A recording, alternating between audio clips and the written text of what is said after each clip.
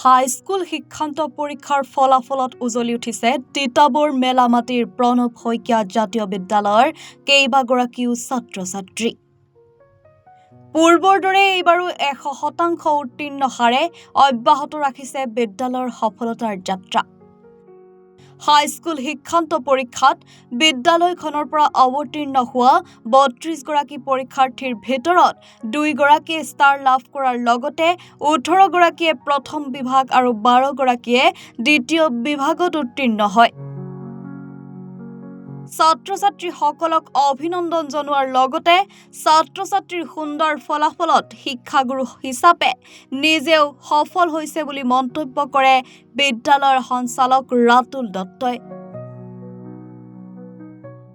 প্ৰথমতে মই আমাৰ 2026 চনৰ যি হাইস্কুল শিক্ষান্ত পৰীক্ষাত আমাৰ বিদ্যালয়ৰ পৰা যিসকল ছাত্ৰ-ছাত্ৰী উত্তীৰ্ণ হ'ল তেওঁলোকক মই প্ৰথমতে অভিনন্দন জনাইছোঁ। আমাৰ ষ্টাৰ পালে 2 গৰাকীয়ে, ফাৰ্ষ্ট ডিভিজন আছে 18টা আৰু ছেকেণ্ড ডিভিজন আছে 12টা। পৰীক্ষা দিছিলে 32 গৰাকী। 32 গৰাকীৰ ভিতৰত 2 গৰাকী ষ্টাৰ, 18জন ফাৰ্ষ্ট ডিভিজন আৰু 12জন ছেকেণ্ড ডিভিজন।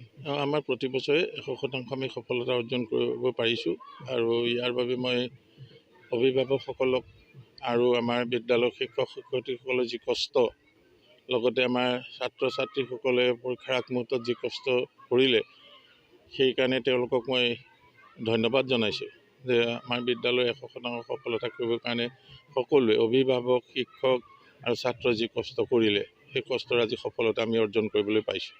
মই আশা কৰিছোঁ আগলৈও আমাৰ ছাত্ৰ-ছাত্ৰীসকলে এনেদৰে থাকি এই মেলামাটি অঞ্চলত এটা ভাল শৈক্ষিক পৰিৱেশ গঠন কৰিব পাৰিম বুলি আশা কৰিছোঁ।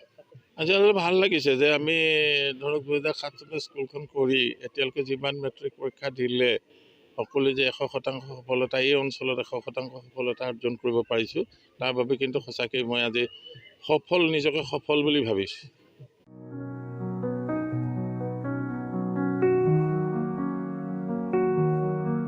তিতাবৰৰ পৰা বিন্দুকল্প বৰাৰ ৰিপৰ্ট, এনি ভাৰত 24।